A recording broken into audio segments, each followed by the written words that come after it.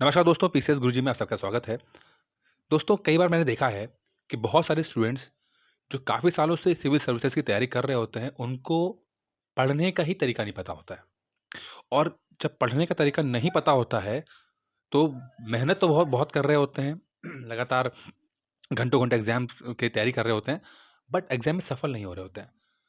तो इसके ऊपर काफ़ी बीच में डिस्कशन चल रहा था कि किस तरह से पढ़ना चाहिए, क्या करना चाहिए। अब चूँकि यूपी पीसीएस प्री का नोटिफ़िकेशन आ चुका है और 21 जून को पेपर भी होना है।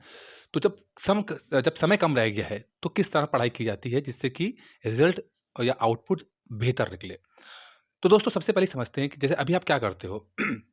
आप चैप्टर पढ़ते हो। लेट्स सपोज़ आपने लक्ष्मीकांत से फंडामेंटल राइट्स पढ़ाई की। यानी मूल अधिकार आपने पढ़ना शुरू किया। लक्ष्मीकांत हो सकती है या परीक्षा वाणी, जो भी आप किताब देखते हो। जब आप चैप्टर पढ़ते हो, तो आप हर चीज़ को बराबर अपने कंसंट्रेशन से पढ़ते हो, क्योंकि आपको लगता है कि सब कुछ इम्पोर्टेंट है। तो मान लीजिए कि उस चैप्टर में, उस पेज में 10-15 चीज़ें लिखी हुई हैं, तो आप 10-15 चीज़ें सबको बहुत ही कंसंट्रेशन से आप पढ़ने की कोशिश करते हो, पढ़ते भी हो आप, ठीक है? लेकिन जब एग्ज़ाम आता है, तो आप जो एग्ज़ैक्ट हो पूछा जाता है, वो निकाल नहीं पाते, क्योंकि आपने सब कुछ पढ़ा होता है, तो चीज़ें आपका दिमाग ये कैलकुलेट नहीं कर पाता कि चीज़ें कौन-सी इम्पोर्टेंट थी या कौन-सी कम इम्पोर्टेंट थी।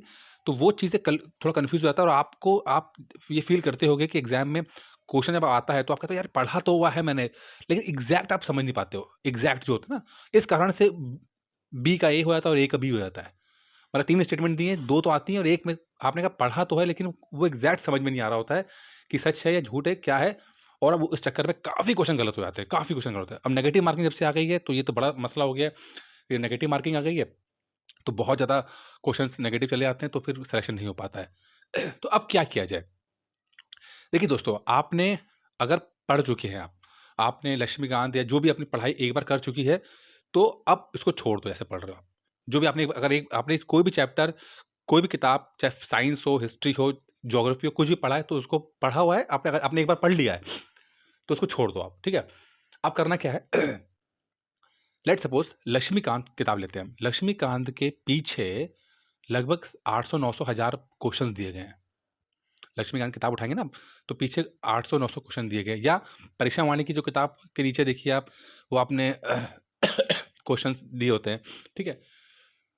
आपको मार्केट से ओएमआर शीट जो होती है, जिसमें गोला बनाने एग्ज़ाम में बनाते हैं, वो परचेज़ करके लानी है, या तो आप मोबाइल से ले लीजिए, प्रिंट आउट निकाल लीजिएगा, ठीक है? नहीं है तो कॉपी में ही बना लो इस तरह से, और क्वेश्चन्स को सॉल्व करने की कोशिश करनी है। अब क्वेश्चन को सॉल्व इस तरह नहीं कर रहे हैं जैसे घटनाचक्र पढ़ते हो कि क्वेश्चन पढ़ा, आंसर देखा, एक्सप्लेनेशन पढ़ लिया, फिर क्वेश्चन पढ़ा, आंसर देखा, फिर एक्सप्लेनेशन पढ़ लिया, नहीं।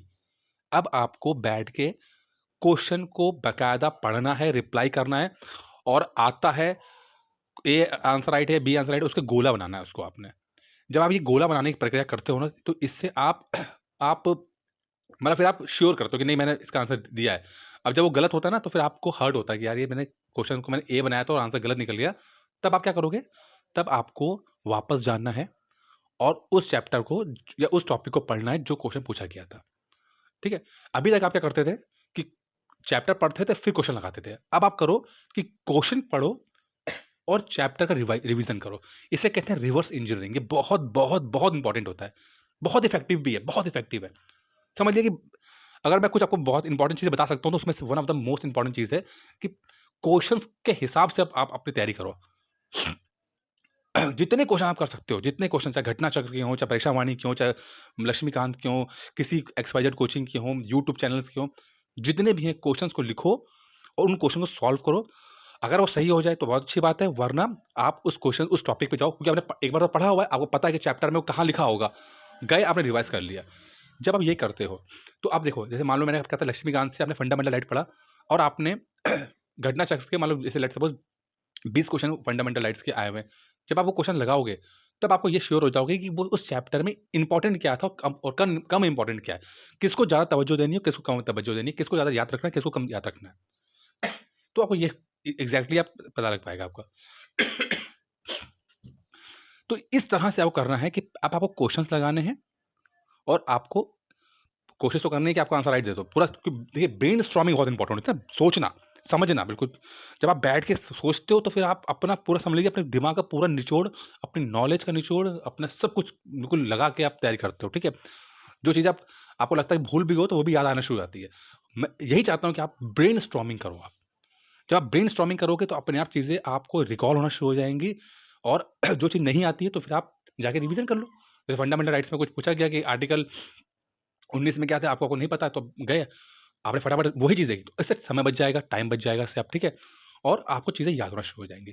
तो कोशिश कीजिए कि बहुत सारे क्वेश्चन्स लगाइए, सिर्फ़ क्वेश्चन एंड आंसर ही लगाइए मतलब जितने सारे टेस्ट लगा सकते हैं, टेस्ट सीरीज़, टेस्ट फ्री मिले, पेड मिले, कहीं से मिले, जो मिले ले लो जितना हो सकता है, क्वेश्चन्स लगाइए और उसके बिहाफ़ पे तैयारी कीजिए और अगर जो क्वेश्चन नहीं आता है तो उसका किताबों में जाके रेफ़र कर लीजिए, पूछ लीजिए। तो उल्टा पढ़िए, उल्टा पढ़ेंगे तो बहुत फ़ायदा होगा। बस दोस्तों इतना मैं कहना चाहता हूँ इस वीडियो में। बाकी अगर ये वीडियो आपको पसंद आया तो लाइक कर दीजिएगा, चैनल सब्सक्राइब कर दीजिएगा। कुछ समस्या हो तो मैंने डिस्क्रिप्शन बॉक्स में अपना नंबर दिया गया है, उसमें आप कॉल कर सकते हैं और व्हाट्सएप कर सकते हैं। धन्यवाद दोस्तों।